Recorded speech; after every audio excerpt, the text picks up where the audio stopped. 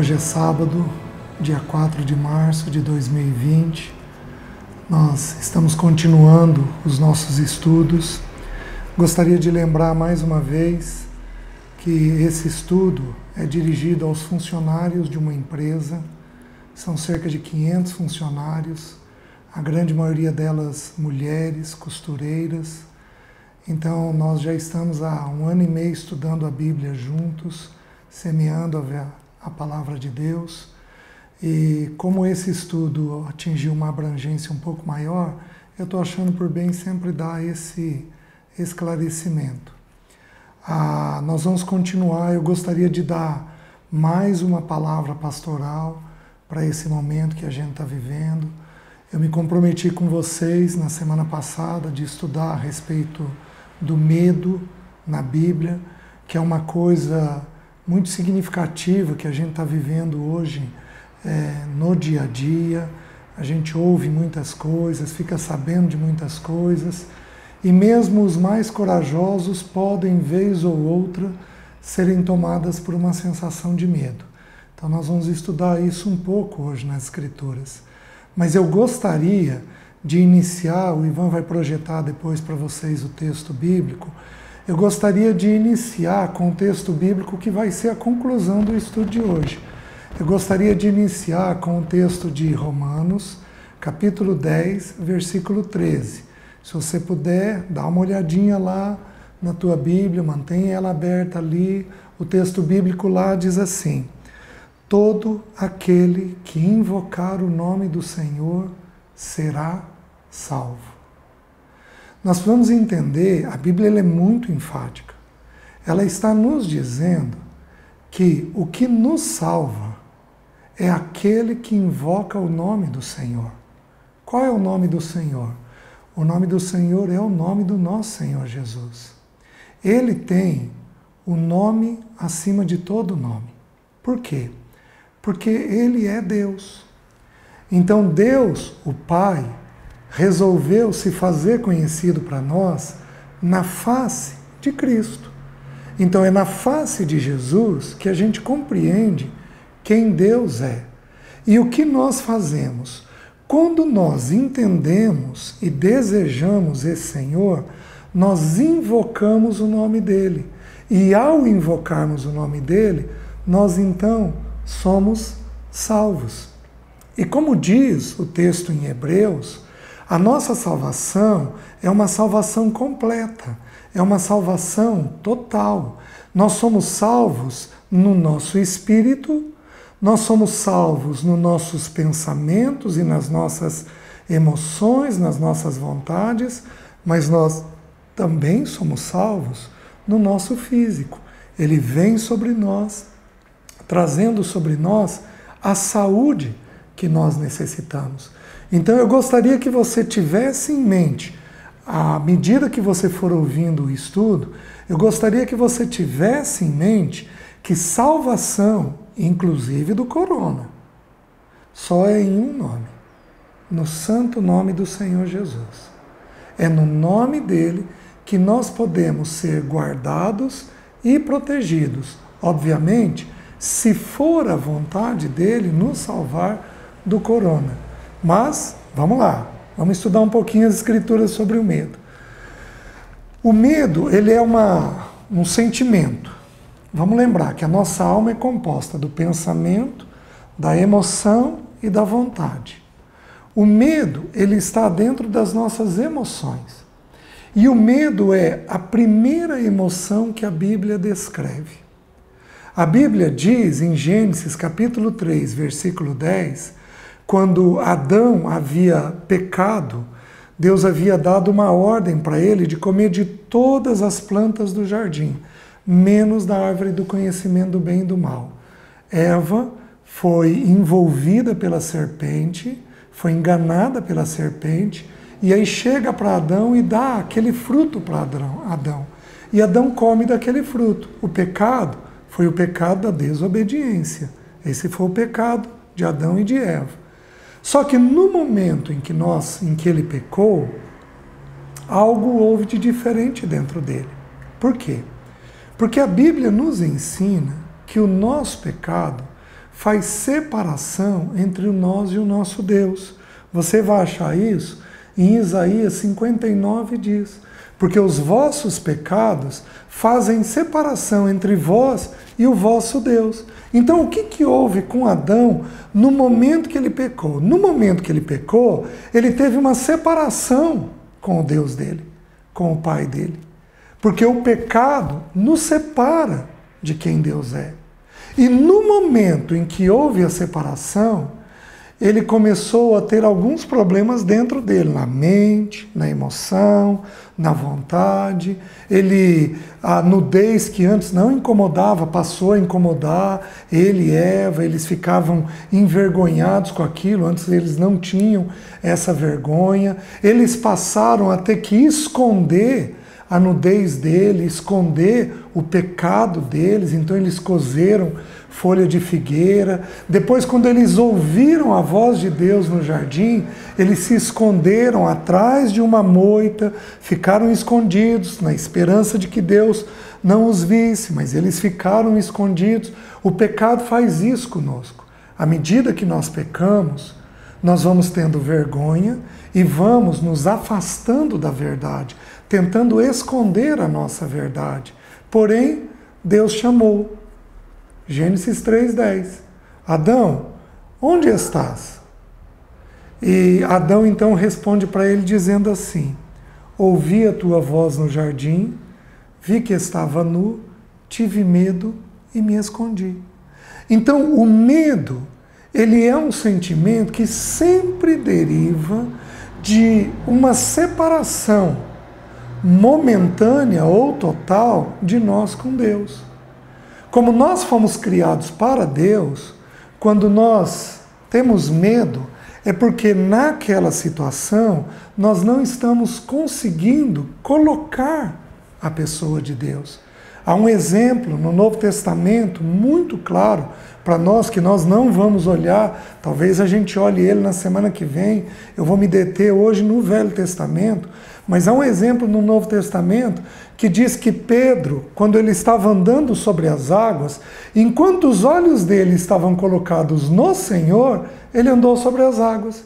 Quando os olhos dele saíram do Senhor e ele olhou a tempestade, o vento, as ondas, o barulho, as muitas águas, ele começou a afundar.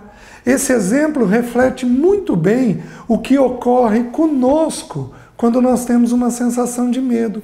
Enquanto olhamos o nosso Deus, olhamos o nosso Senhor, estamos com os olhos fitos nele, colocados nele, o nosso coração, a nossa emoção é tomada por uma emoção de paz e de segurança. Mas quando tiramos os olhos dele, então nós começamos a ficar assustados com as situações. Essa situação do coronavírus, ela é uma situação que assusta. Por quê? Porque ela é uma situação que implica em morte.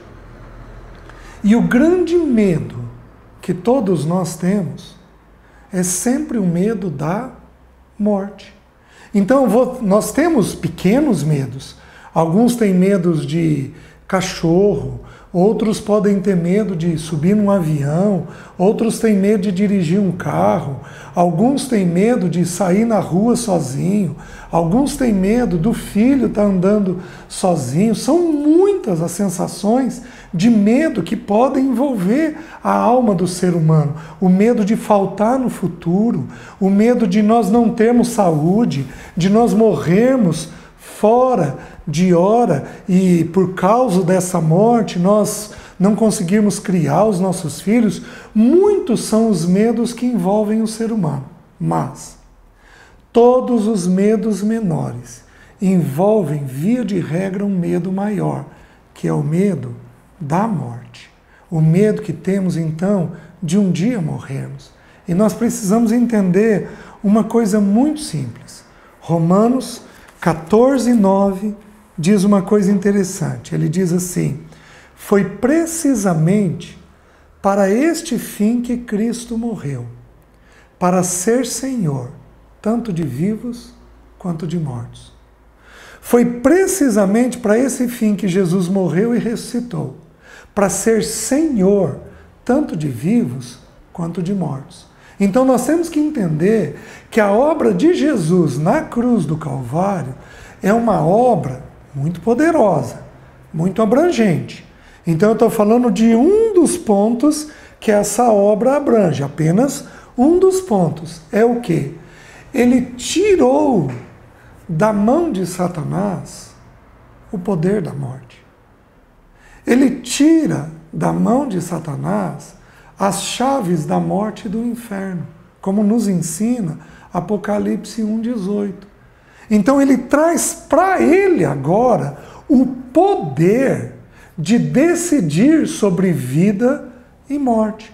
Então nós precisamos entender que vida e morte é um decreto de Deus Pai e de Deus Filho.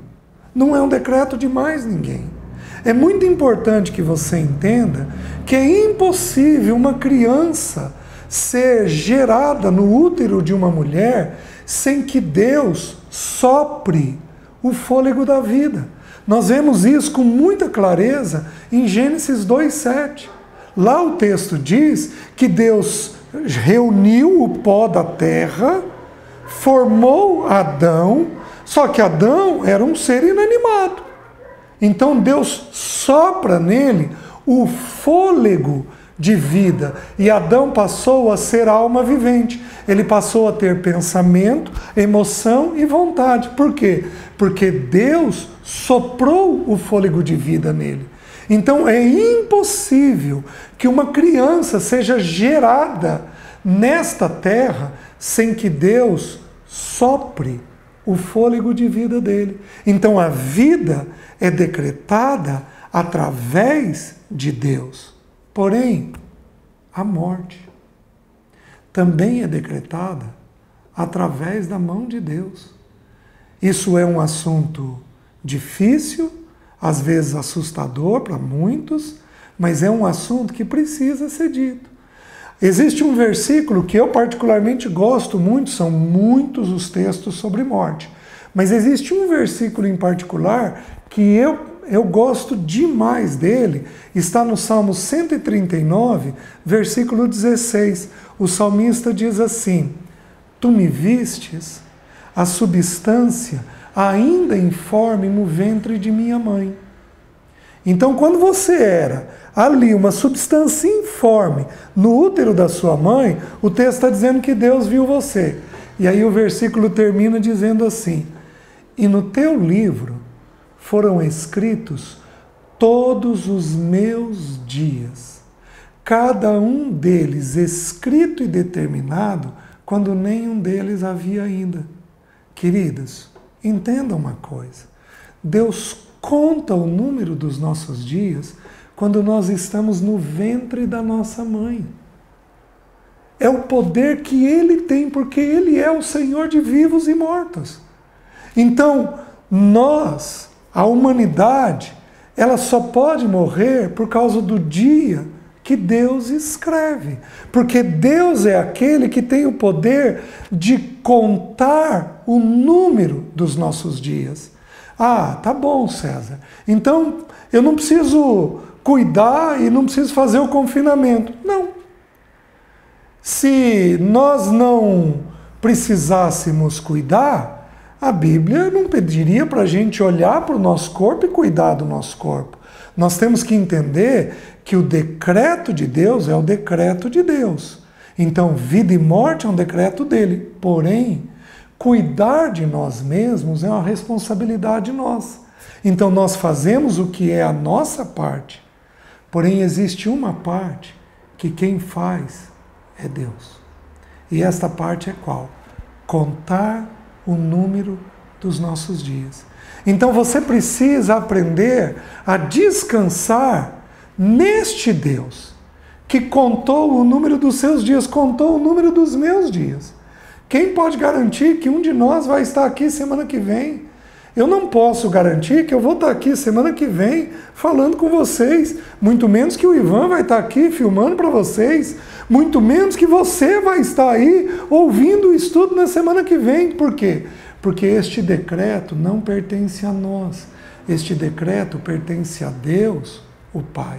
Então, quando nós entendemos que vida e morte é um decreto dele e que nele nós precisamos aprender a ter tranquilidade, a nossa alma encontra finalmente paz, entendendo que esse assunto pertence a ele e que a nós pertence o assunto de nos prepararmos para este encontro com ele, porque um dia todos nós vamos nos encontrar com ele. Então nós precisamos estar preparados, esse é nosso papel. Então o meu papel no dia de hoje é ler as Escrituras, é orar, é cuidar da minha vida, é viver a minha vida bem com minha esposa, com os meus filhos, com os meus parentes, com os meus amigos, me preparando para aquele dia do encontro que eu vou ter com Deus. Só que é papel de Deus definir que dia vai ser esse. Você consegue entender? Então essas verdades, elas deveriam encontrar descanso dentro do nosso coração, de que Ele é aquele que estabeleceu vida e morte. E alguns comentaristas, eu nunca fiz esse estudo, então eu estou me baseando naquilo que alguns irmãos dizem. Alguns comentaristas dizem que nós temos 366 não temas na Bíblia. Se isso for verdade, nós temos um não temas para cada dia do ano.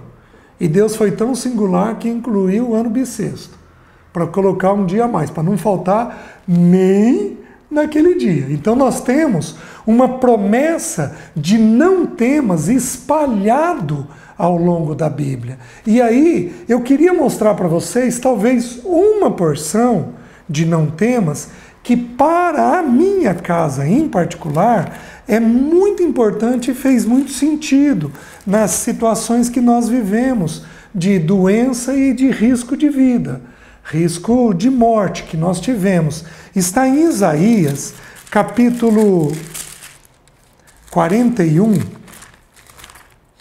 Isaías, capítulo 41, o texto lá diz assim, do versículo 8 ao versículo 13, porém eu vou destacar só alguns pontos e o Ivan vai jogando aí na tela para você esses pontos. O versículo 8 diz assim, mas tu, ó Israel, servo meu, tu Jacó, a quem elegi, descendente de Abraão, meu amigo. Primeira coisa que o texto está dizendo, que Deus nos elege. Alguns de vocês estão me ouvindo e o coração de vocês queima de vontade de conhecer esse Jesus. Vocês são atraídos para ouvir essa palavra. Vocês não têm rejeição nem aversão a isso. É um sinal de que Deus está te chamando, de que você está sendo atraído a Ele, de que você, muito possivelmente, foi eleito por Ele para pertencer a Ele. E aí o texto continua e diz assim, tu, a quem tomei das extremidades da terra e chamei dos seus cantos mais remotos, e a quem disse, tu és meu servo, eu te escolhi e não te rejeitei. Então nós temos que entender que Ele elege e chama a gente. É o próprio Deus, o Deus dos céus, que chama cada estrela pelo seu nome. Bilhões e bilhões de estrelas. Ele chama pelo seu próprio nome, cada uma delas. Ele diz que nos chamou dos cantos mais remotos da terra. Eu venho de uma cidade minúscula. Como é que ele pode olhar para mim? Alguns de vocês vieram de condição muito simples, esquecidos das pessoas, como se a vida não te considerasse. É importante você entender que Ele te chamou do canto mais remoto da terra. Ele te elegeu para pertencer a Ele mesmo. E Ele te toma e diz assim para você, não temas, porque eu sou contigo. Não te assombres, porque eu sou o teu Deus. Eu te fortaleço, eu te ajudo e te sustento com a minha destra fiel. Então Ele vira para você e está dizendo assim, como você é meu, você não precisa temer, porque eu estou contigo. Olha o contraste do que houve com Adão. Adão pecou e ele perdeu a comunhão com Deus. Por que que o medo entrou? Porque ele estava afastado de Deus. Mas todos aqueles que se voltam ao Senhor e que invocam o nome do Senhor, que invocam o nome do seu Deus, todos estes são chamados por Deus pelo nome. Ele não te deixa, ele não te abandona. Você é dele e ele é teu. Ele te tornou por menina dos olhos dele. E aí, quando nós vivemos uma situação difícil, como essa que nós estamos vivendo, ele mesmo vira e diz assim: não te assombres, porque eu sou contigo. Então, o que vai tirar o medo do teu coração? A segurança de que Ele está contigo. A segurança de que Ele está cuidando de você. É isso que vai tornar você uma pessoa descansada. A segurança de que, como Ele me chamou, Ele prometeu que estaria comigo todos os dias. Como Jesus falou: eis que estarei contigo todos os dias, até a consumação dos séculos. Então, se você não tiver ninguém, você vai ter, pelo Espírito de Deus, uma íntima segurança e confiança de que você é dele e de que ele está com você. Então ele diz assim: não te assombres. Não te assombres. Não deixe o coronavírus te assombrar, porque eu estou com você. Ele está cuidando de você. E aí ele faz uma promessa: eu te fortaleço, eu te ajudo e eu te sustento com a minha destra fiel. Alguns aqui têm o medo de perderem o emprego, terem medo de não terem condição financeira para sustentar os seus. Às vezes fizeram uma conta, compraram uma casa financiada, e como é que vai fazer se não tiver dinheiro? Ele está prometendo que te sustenta. Nada nos falta.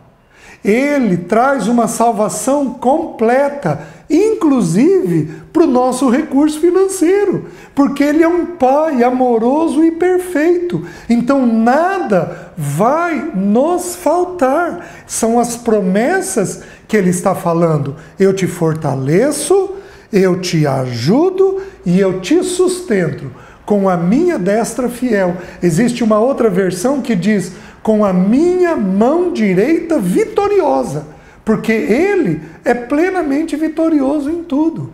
Então o teu coração precisa encontrar este descanso. E aí ele termina no versículo 13 dizendo assim: porque eu, o Senhor, teu Deus, te tomo pela tua mão direita e te digo: não temas, que eu te ajudo. Meus queridos, como a mão direita de um pai traz descanso. Como quando você pega uma criança e segura ela pela mão, essa criança se sente segura. Como que a orientação e o cuidado de um pai, especialmente, também da mãe, mas especialmente de um pai, quando o pai vira para nós, nos toma pela mão e diz: filho, calma, isso daqui vai se resolver dessa maneira. Como isso descansa o nosso coração.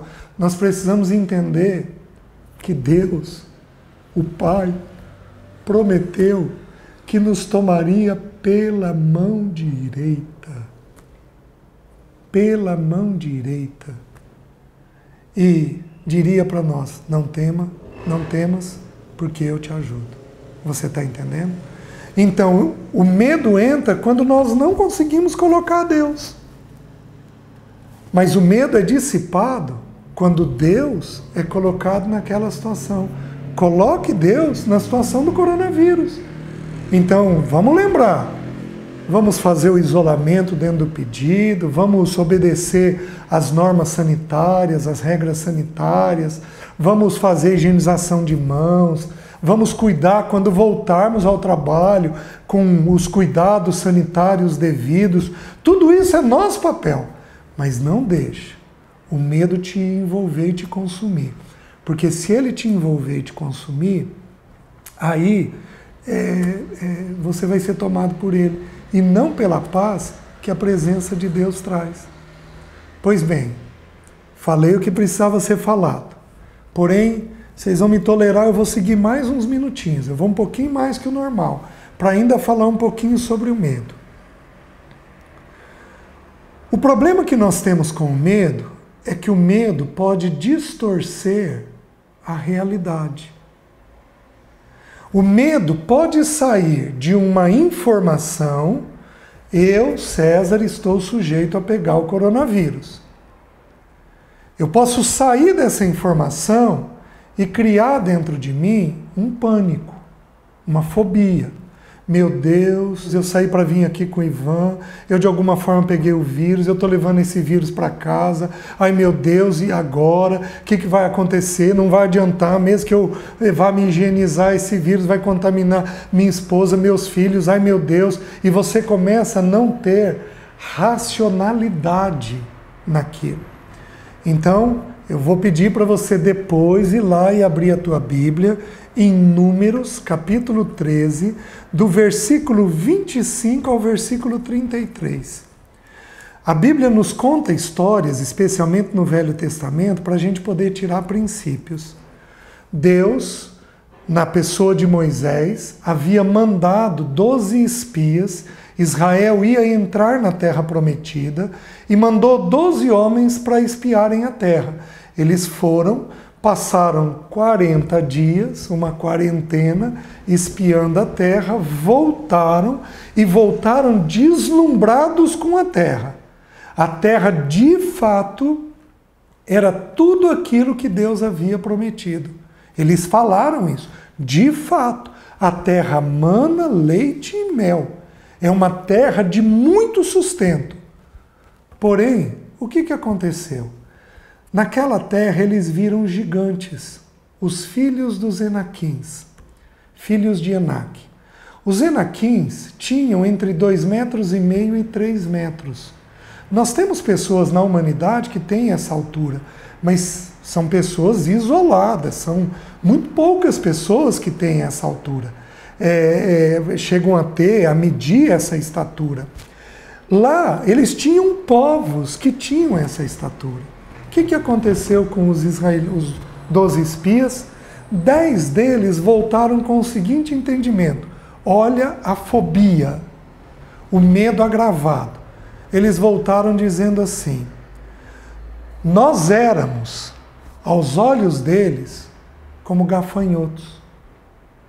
E aos nossos próprios olhos, nós também nos víamos como gafanhotos.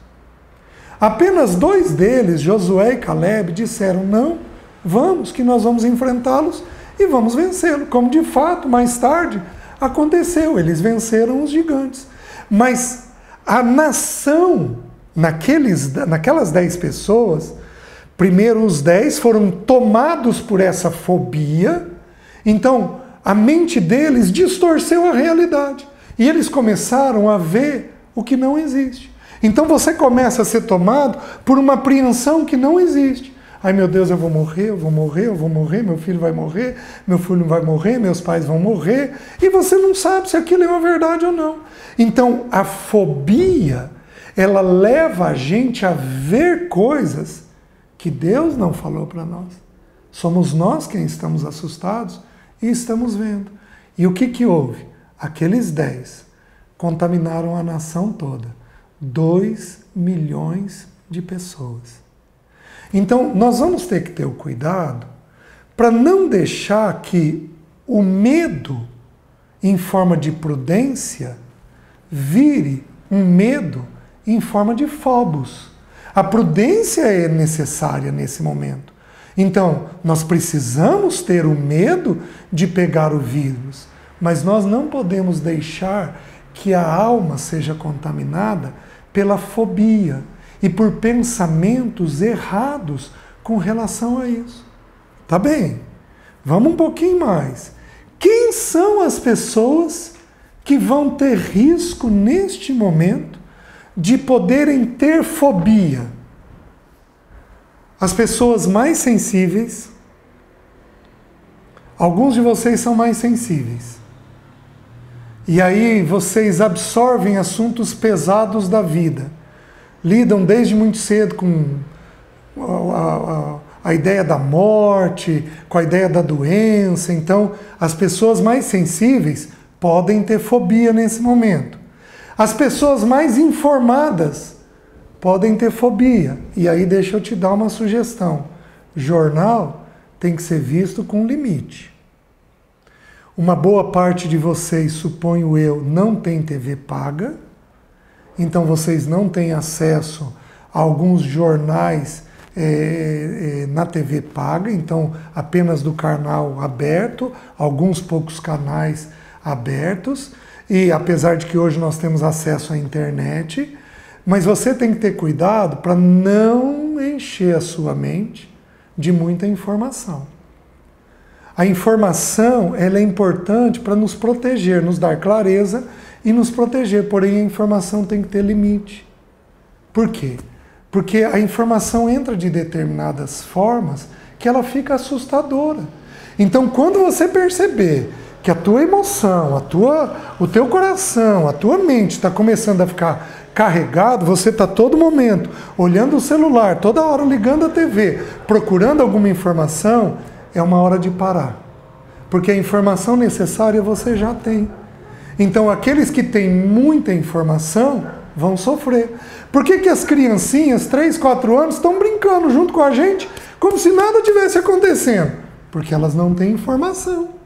Elas não têm a clareza de tudo. Então, você precisa cuidar se você tem muita informação na cabeça. Se você tiver filhos sensíveis, voltando ao ponto anterior, você também tem que cuidar. Porque não dá para ficar conversando com o teu marido determinados assuntos perto de um filho sensível. Porque esse filho, ele é uma esponjinha. Ele absorve as coisas que estão sendo faladas. Que mais? Os mais solitários também podem ter um pouco mais de medo. Por quê? Porque como nós vimos no estudo de hoje, a solidão, ela facilita a entrada do medo. Quando você tem a presença de Deus, você não tem o medo. Mas quando você tem medo, você fica com solidão. Ou quando você se sente só, você fica também com medo. Uma coisa puxa a outra. Vou dar um exemplo que é muito simples. Teu filho de 5, 6 anos de idade tem um pesadelo e aí chora, você vai lá, pega ele, põe na tua cama e ele dorme literalmente feito uma criança, um bebê. Ele dorme seguro. Por que ele antes teve o pesadelo e agora ele está dormindo bem? Porque ele está no meio dos pais, tendo a presença dos pais. E isso dá descanso para a alma dele.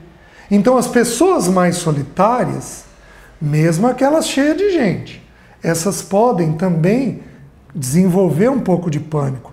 Quais as outras? As mais quietas, aquelas que não falam. Porque elas põem um pensamento ruim na cabeça e elas poderiam aliviar pela fala, mas elas não falam.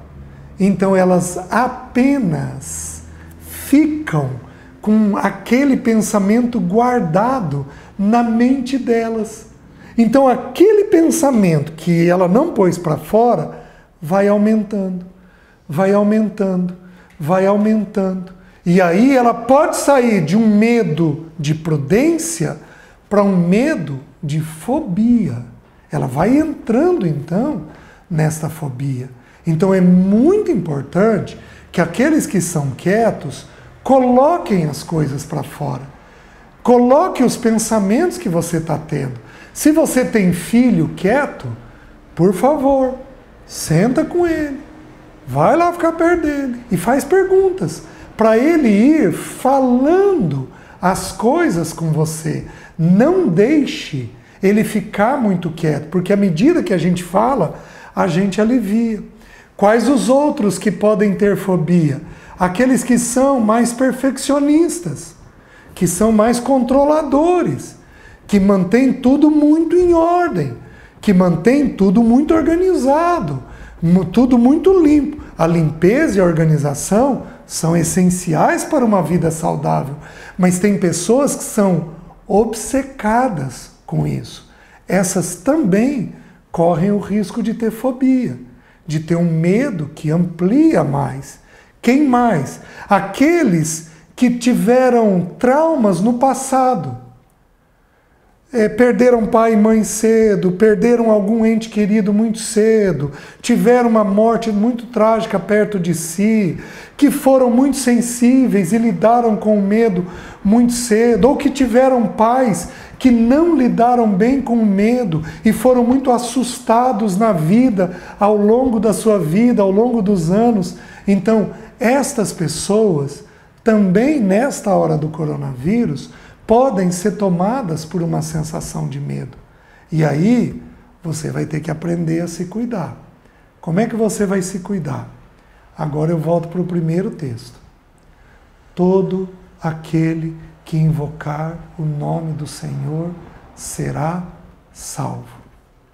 O que você vai fazer quando a tua mente tiver pensamentos de medo, assustados? Quando tua emoção tiver a emoção do medo, do susto, do arroubo, daquele desespero, o que você vai fazer? Você vai trazer o nome do Senhor na sua mente. Você vai lembrar que Ele é o teu Deus. Que Ele escreveu, já escreveu, dia do teu nascimento e dia da tua morte. Você vai adorar esse Deus. Aproveita que você está em casa, aproveita o advento da internet que nós vivemos e baixe no teu celular boa música de louvor a Deus. Música que adore a Deus. A gente sabe tantas músicas. Faz lá, cria lá uma playlist para você, música de adoração. Deixa a tua mente ser ocupada pelo nome desse Deus, pela pessoa do Senhor Jesus. Faça o que muitas pessoas têm feito. Abra estudos, vai lá, vai ouvir os estudos, vai ter estudos onde você pode ir tendo entendimento, clareza desse Deus, da pessoa do Senhor Jesus. Invoque o nome do Senhor através da boa música, da adoração, através de ler as Escrituras, através de ouvir boas mensagens. Invoque o nome desse Deus, porque aí você vai ser salvo no teu espírito, a gente tem orado por isso, e na tua alma você vai ser salvo desses medos e desses temores. Tudo bem? Espero que você tenha compreendido e faça isso. Semana que vem eu vou dar mais uma palavra pastoral. Aí eu vou olhar no Novo Testamento as 3 palavras que falam de medo, as 3 palavras no grego que retratam o medo, tá bom? Deixa eu orar com você agora, tá? Deus, coloco cada casa dessa, cada mente, cada coração, cada emoção. Coloco os homens que estão ouvindo e oro para que eles sejam sacerdotes da casa deles, que eles desejem invocar o teu nome, que eles encham a casa dele de boa música, de boa adoração. Coloco as mulheres, que às vezes são mais suscetíveis a um temor ou outro. Senhor, peço que o Senhor as visite, peço que o Senhor cuide delas, peço que a tua presença dissipe o medo que elas podem ter. Senhor, oro pelos filhos, oro por aqueles que estão assustados, os adolescentes, que às vezes parecem ser indiferentes, mas que estão assustados. Eu oro por eles. Eu abençoo a mente deles e eu peço que eles sejam ganhos e atraídos até o Senhor neste momento difícil. Senhor, eu oro pelas nossas crianças, pedindo que o Senhor os guarde. Pai, guarda as nossas casas de uma contaminação indevida. E se formos contaminados, guarda-nos de sintomas graves E, Senhor, se for o dia do nosso chamamento, dá-nos uma experiência de paz contigo, de segurança contigo. Ajuda-nos, ajuda cada casa, cada família a compreender que esta não é a vida definitiva, mas que a vida definitiva é a vida eterna, é que aquela que está por vir. Ajuda cada casa, cada homem, cada mulher, cada adolescente, cada jovem a terem esta compreensão e terem, neste momento, uma preparação para a boa vida. Senhor, nos ajuda nisso. Eu oro em nome de Jesus. Amém. Deus te abençoe.